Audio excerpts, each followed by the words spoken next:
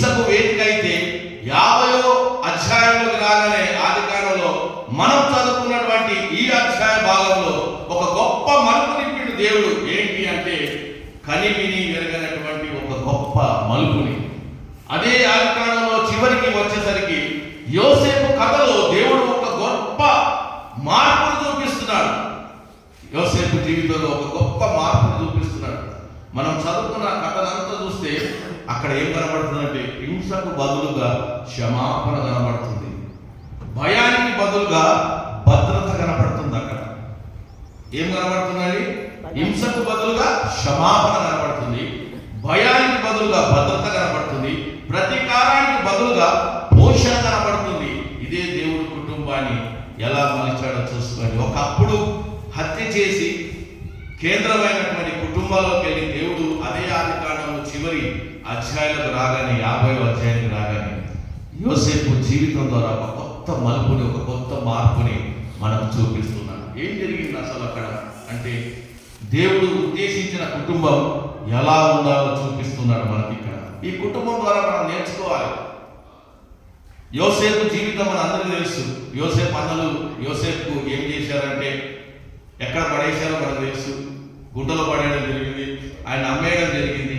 ఆయన పరిస్థితి అంతా మనకి కథ బాగా తెలుసు. కానీ 50వ అధ్యాయానికి వచ్చేటానికి జరిగిన సంఘటన ఏంటంటే యోసేపు అన్నలకు ఉన్నటువంటి తండ్రి అయిన ఎవరు చెప్పండి? యాకోబు. మరణం సమయంలో, ఆయన చనిపోయే సమయంలో, అక్కడ ఆయన చనిపోయిన తర్వాత జరిగిన సంఘటన చెప్తున్నారు. యాకోబు చనిపోయిన తర్వాత, తండ్రి చనిపోయిన తర్వాత అన్నలు అనుకుంటున్నారు తమ్ముడు వచ్చాడు, సమాధి కార్యక్రమంలో పాల్పంచుకున్నాడు, అన్ని చేయవలసినవి చేసాడు మనతో పాటు. కానీ మనము తమ్ముడికి చేసిన అవన్నీ తమ్ముడు ఇప్పుడు జ్ఞాపకం పెట్టుకొని ఉంటాడు. వాడిని ఎలాంటి స్థితికి తీసుకొచ్చినాం, ఎక్కడ పడేసినాం, ఎలా అమ్మేసినాం, వాడికి చేసిన అన్యాయం అంతా ఇప్పుడు వాడు గుర్తుపెట్టుకొని మనని ఇప్పుడు ఏ పరిస్థితికి తీసుకొస్తున్నాడని భయపడుతున్నారు అన్న తమ్ముడికి.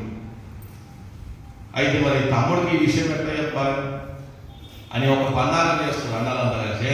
తండ్రి చచ్చిపోయాడు కానీ తండ్రి బతుకున్నప్పుడు ఒక మాట అన్నట్టు మా తప్పులు మేము తెలుసుకున్నాము, వీళ్ళని క్షమించమని నీతో చెప్పాడు కానీ ఇప్పుడు బతికిలేడు, అయిపోయాడు, చచ్చిపోయాడు కదా అని ఒక నాటకం తయారు చేశారు వీళ్ళు ఎస్కేప్ కావడానికి.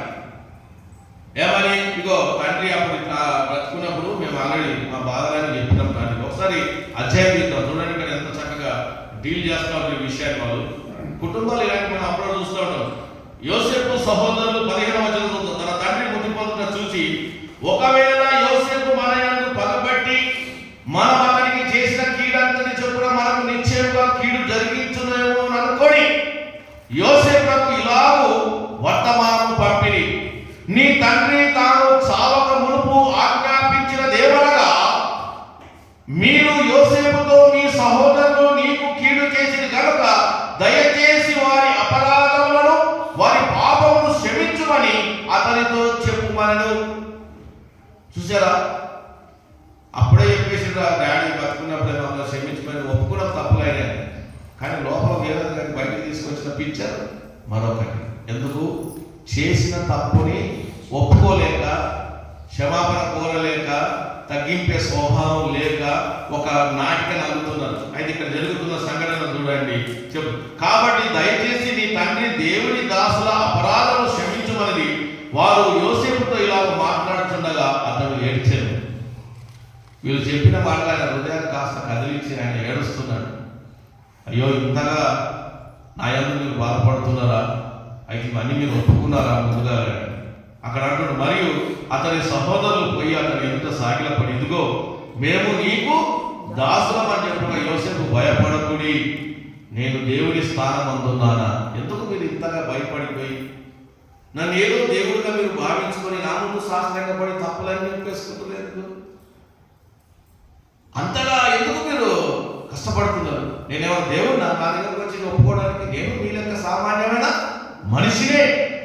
ఎందుకు మీరు ఇంతగా బాధపడుతున్నారు? అని మీరు నాకు కీడు చేయాలని ఉద్దేశించింది కానీ నేటి దినమున జరుగుతున్నట్టు అనగా బహు ప్రజలను బ్రతికించున్నట్టుగా అది మేలుకే దేవుడు. అప్పుడప్పుడు అనగా ఎవరితో ఉంటున్నా బైబిల్? యోసేపు చేసినటువంటి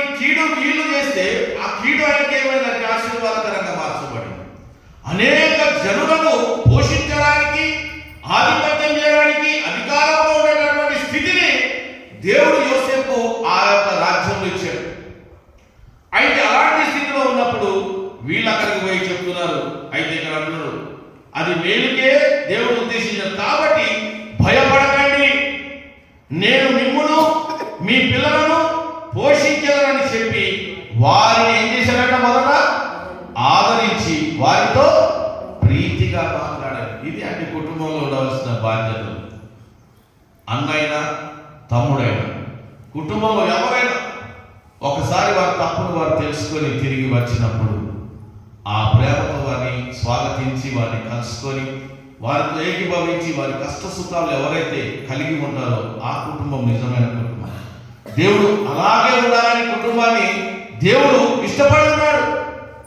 అందుకే యోసేపు జీవితంలో యోసేపు ఎంత తగ్గించుకున్నాడంటే అన్నయ్యలో వాళ్ళకు చేసినటువంటి ఇబ్బందులన్నీ దానికి తెలుసు. ఆయనకు నన్ను ఏ పరిస్థితిలో తీసుకొచ్చారు, ఏ పరిస్థితిలో నన్ను అమ్మేసారు, ఎక్కడ పడేసారు అన్నీ తెలుసు.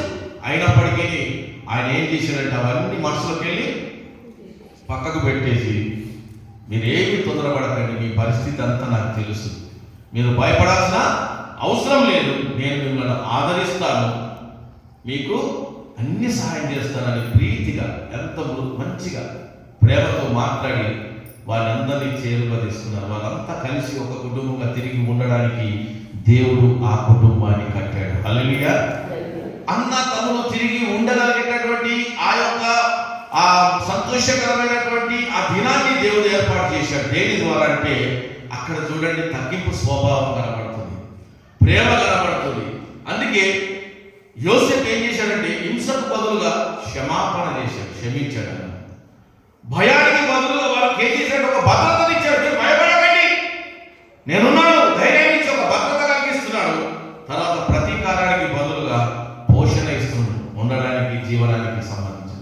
ఇది కుటుంబాల్లో కావాలంటే మరి నేడు మన కుటుంబాలు కూడా ఎలా ఉండాలి, ఎలా ఉంటున్నాయి, ఎలా మనం ఒకరి మీద ఒకరు ఎలా జీవిస్తున్నాం అనేది ఈ లేఖన భాగాలను బట్టి దేవుడు కుటుంబం పట్ల తన యొక్క ప్రణాళికను ఎలా ఉంచాడనేది జ్ఞాపకం చేసుకోవాలి. అదే రీతిగా